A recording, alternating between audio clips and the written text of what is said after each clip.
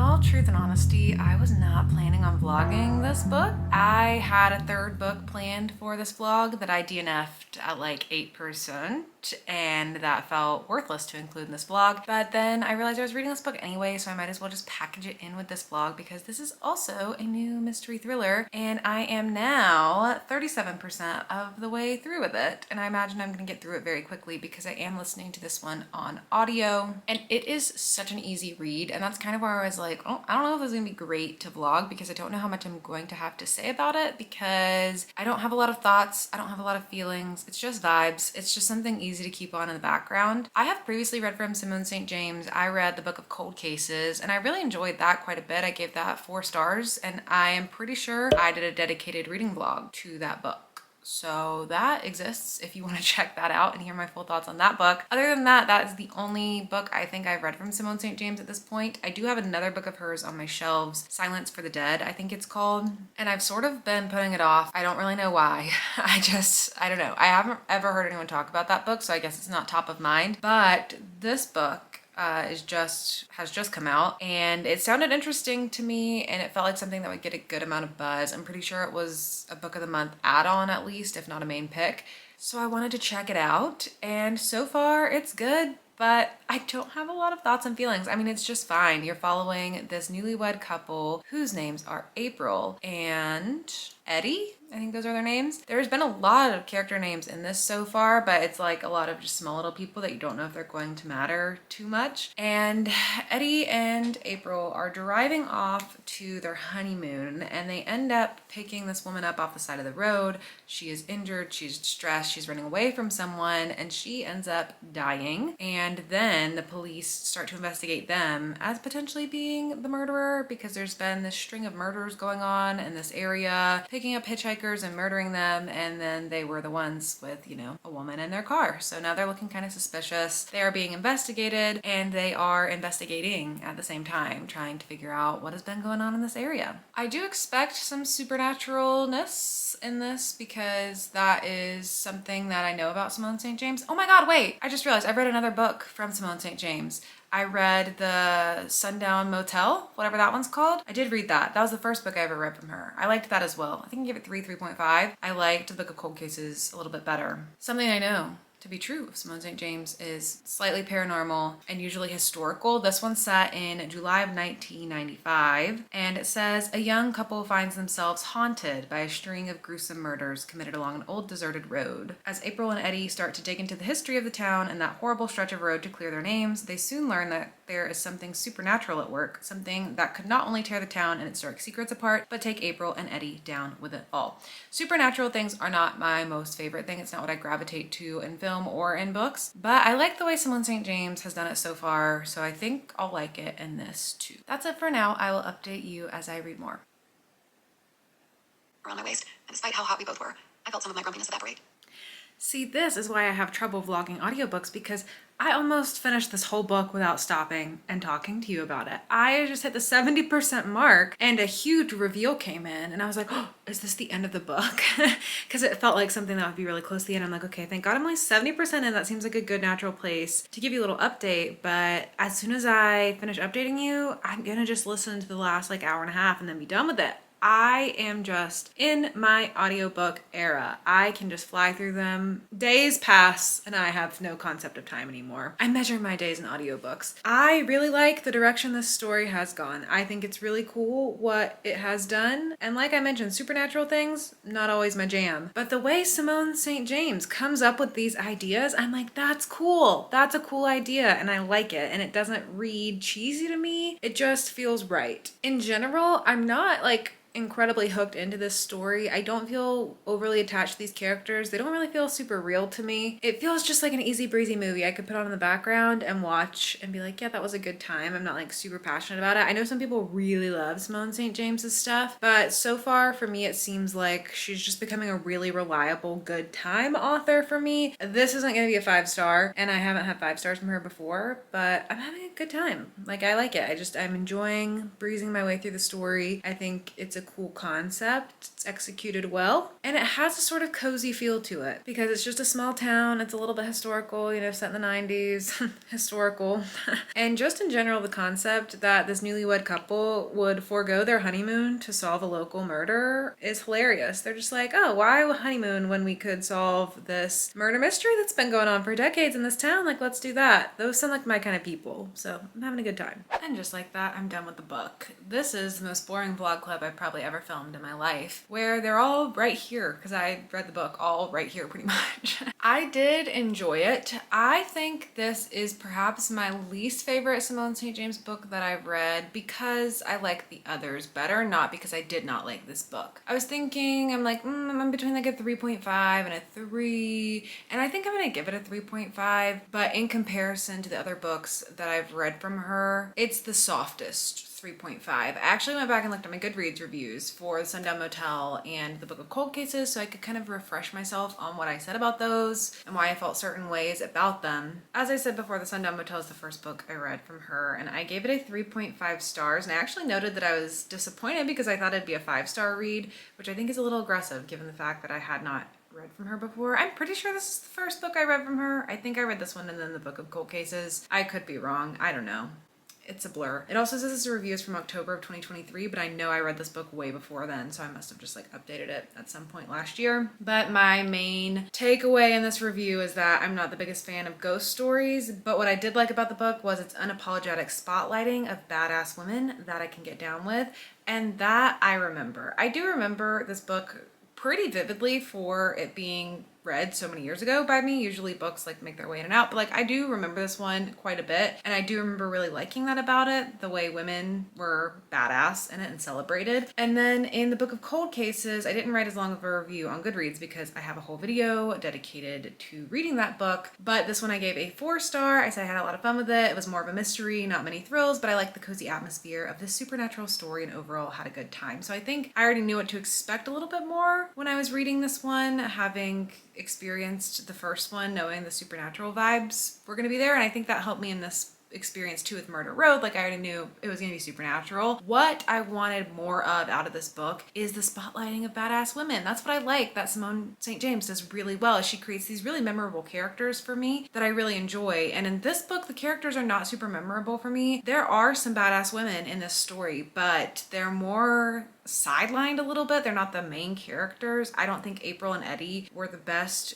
characters to choose to carry this story through. I would have preferred to experience this through other characters' lenses maybe. It becomes obvious why it was told through their lens, but wasn't my favorite choice for the characters. But overall, this is getting a 3.5. Pretty good reading. Had a good time with it, really easy listen, and Simone St. James has really locked herself in for just being a really reliable, good read for me. I just really enjoy her stuff.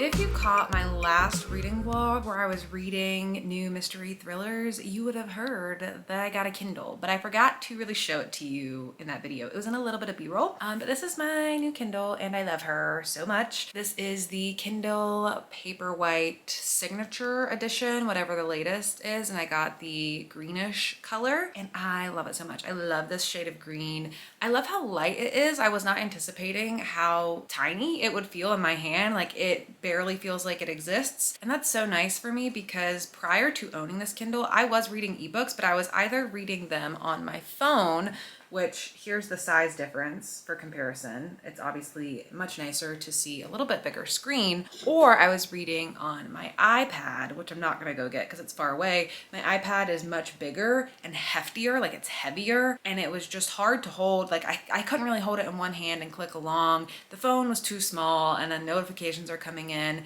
It was time for a Kindle. I have put off getting a Kindle my entire life. If you are a real OG, you would know that my first username I ever used was Books Over Nooks. That was what I used on Instagram. I don't remember if I used that when I created my YouTube channel for the first time. I think I did, and then I switched it to a little book blog, and then now it has become Ashley's Little Library. Many changes over the years, which If you are a creator and you're just getting started and you're agonizing over what your name should be and you're like, I'm gonna have this forever, you don't have to have it forever. It seems like such a big thing to have to change it. And that is something that personally for me, I never thought I'd be able to overcome, but I did.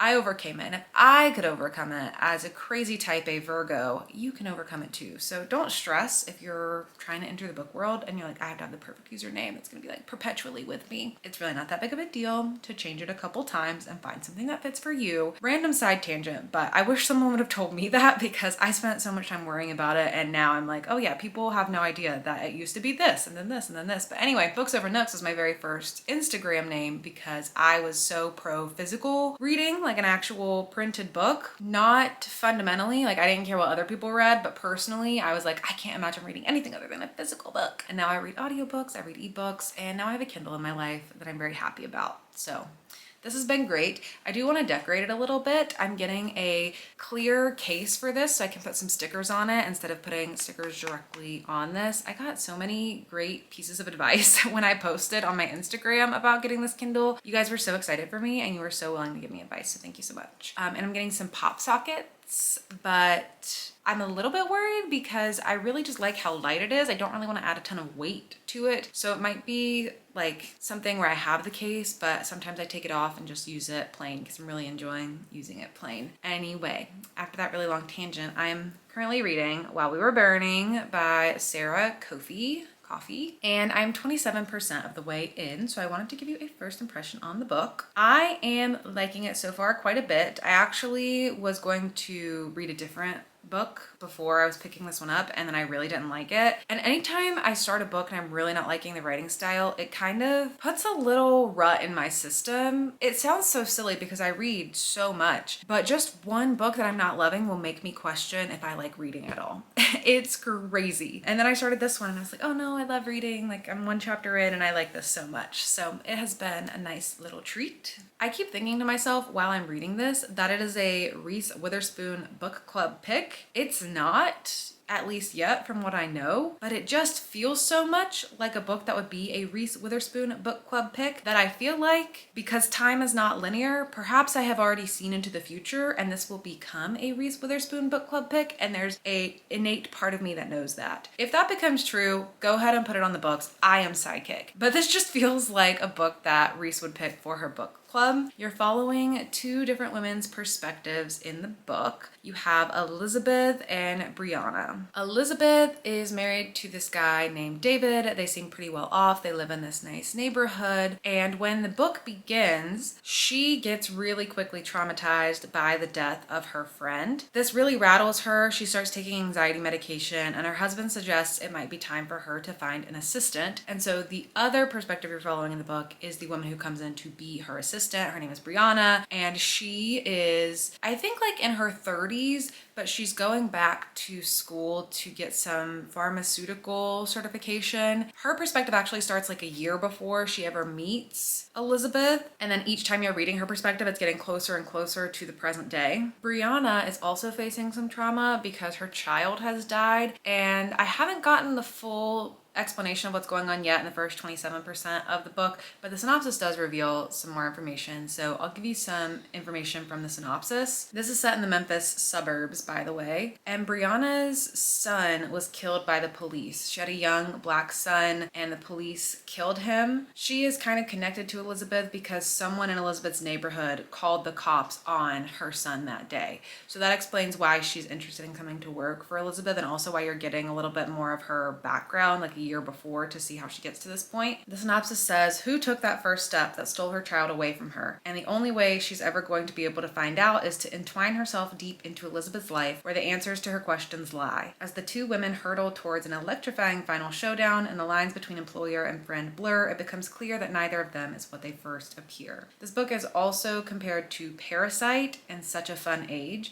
which Such a Fun Age was a Reese Witherspoon book club pick, and it just like feels like that, so I think maybe that's why I'm thinking of it too. to. But it says this is a scorching debut that is as heartbreaking as it is thrilling, examining the intersection of race, class, and female friendship and the devastating consequences of everyday actions. I do believe that Elizabeth is a white woman, which adds that layer of racial differences between Elizabeth and Brianna, and I think the neighborhood Elizabeth's living in is primarily like wealthy white people, and this is the neighborhood where Brianna's black son had the cops called on him and was killed by the police, so that also just adds a lot of layers of like race and class and privilege into the discussion, which are a lot of things too that Reese Witherspoon Book Club picks tend to discuss. So I'm really enjoying it so far. I really like the writing style of it. I really like how the POVs are switching back and forth. There's also like a neighborhood forum that you read in the middle of the text sometimes too, where there's discussions going on in the forum. And I thought this book just started really powerfully with the quote that was pulled right in the beginning. I'm gonna have to go back to perfectly read it. It was a quote from Kimberly Jones that says, "They're lucky Black people are looking for equality and not revenge."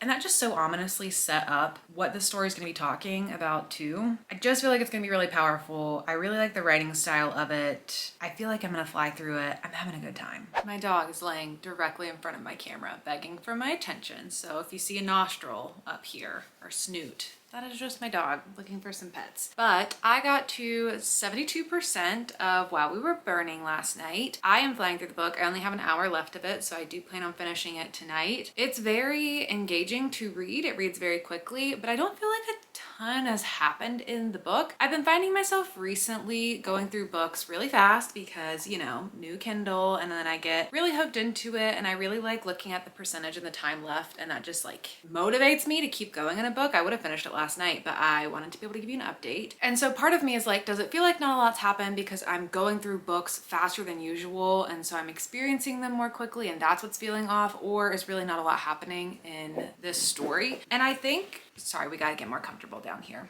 Let me show you what we're working with. It's very cute. It says, "I just want pets." But anyways, a lot isn't happening in the story.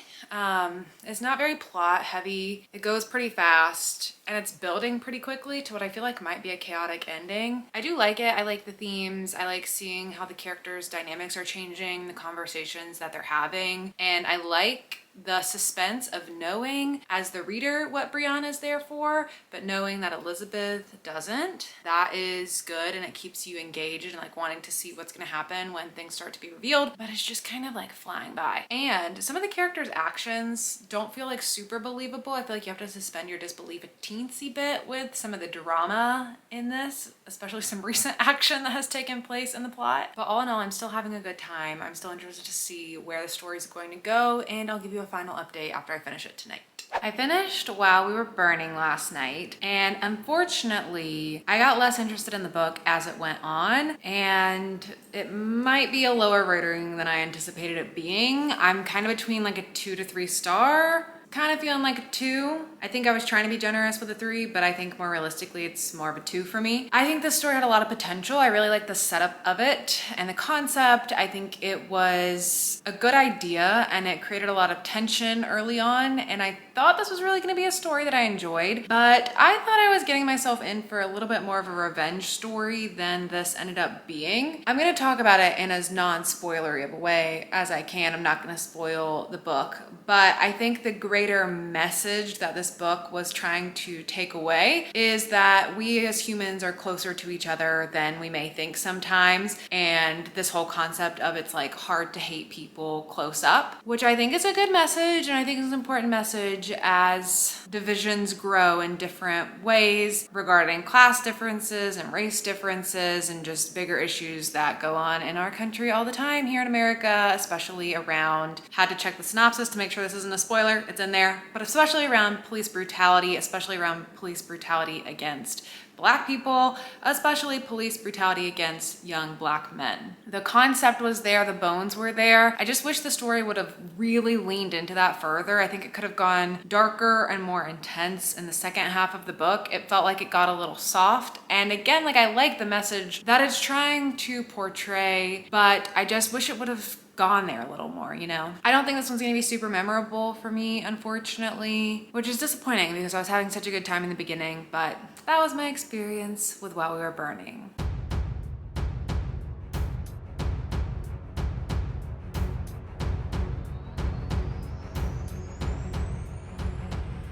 Last night I started You Know What You Did, and I'm only 8% into it. I just read the first 3 chapters, but I'm getting a sense of what this story is about. You're following a woman named Annie. Annie's mother was a Vietnam War refugee, and the book begins with her dying. And then the synopsis says that what is to come in this book is that Annie is going to start being affected again by her obsessive compulsive disorder, which she thought she had vanquished years ago, but it's coming roaring back. A prominent art patron disappears, and the investigation zeroes in on Annie. She distances herself from her family and friends, only to wake up in a hotel room naked next to a lifeless body. The police have more questions, but with her mind increasingly fractured, Annie doesn't have answers. All she knows is this: she will do anything to protect her daughter, even if it means losing herself. So that sounds like a really unfocused synopsis, if I'm being honest, because it starts with like her mom dying, that triggers her OCD to come back, and then she ends up with a dead body in a bed. So I'm like, what's going on here? It sounds like a lot of different things, but that kind of intrigues me in a way, that setup. And I'm really particularly interested recently in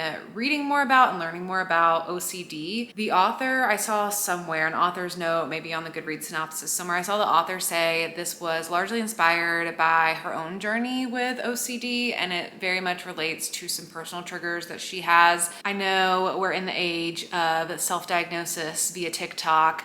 That's not what this is, but self-diagnosis via coming to understand myself better and making some observations and understanding things about myself a little bit differently. I have always had this stigmatized or stereotyped version of OCD, what I've understood it commonly, because people will say all the time, like, oh my God, she's so OCD. They're so OCD because you're organized or whatever. And then you see in portrayals of media that it's people who are obsessively washing their hands or having to turn their stove off 5 times before they can leave the house.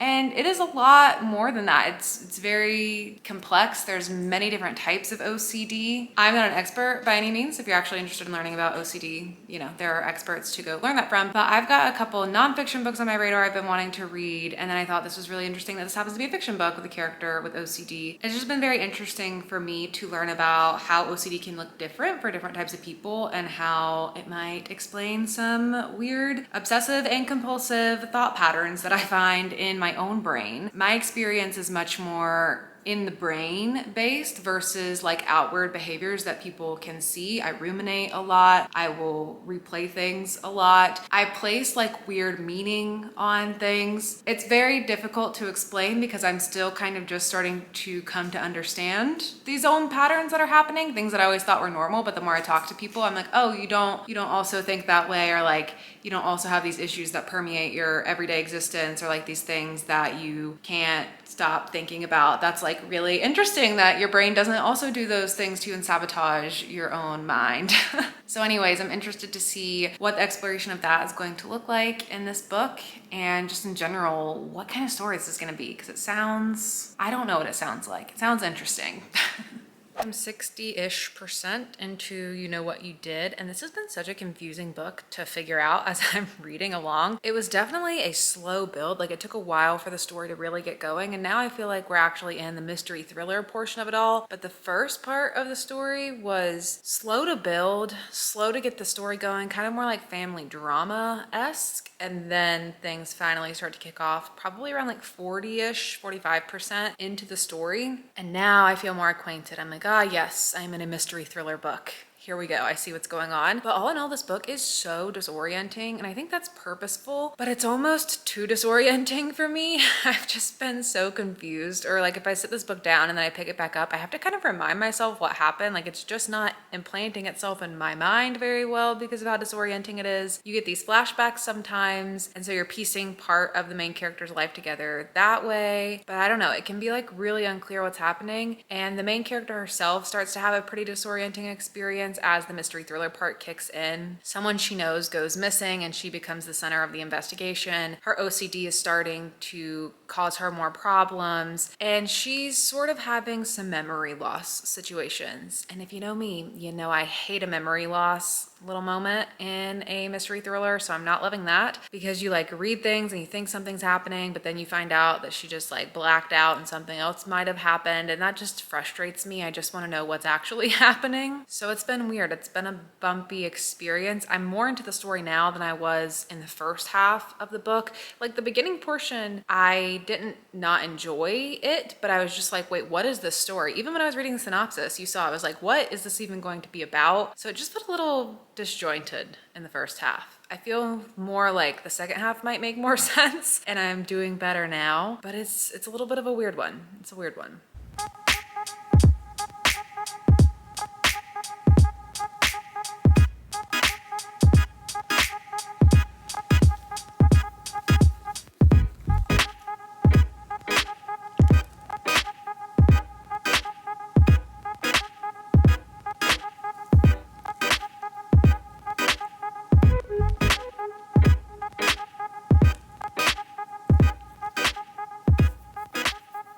I just finished You Know What You Did, and it was kind of underwhelming. I am going to be giving this one a 3-star, and pretty much everything I said in the last update remained true. I think the first half of the book was really slow. It took a long time to build, and I think it took some time for this book to like figure out what it was and what the main kind of plot focus was going to be, because there were kind of several different things going on. In the beginning, it felt like it took a while for it to get focused, but the second half of the book does get much more focused, and I do think a piece of this too is the disorientation that the main character is facing, causing disorientation for the reader. Like, I understand that was probably intentional. I have an upside down dog situation going on, but reading experience wise, it just wasn't my favorite.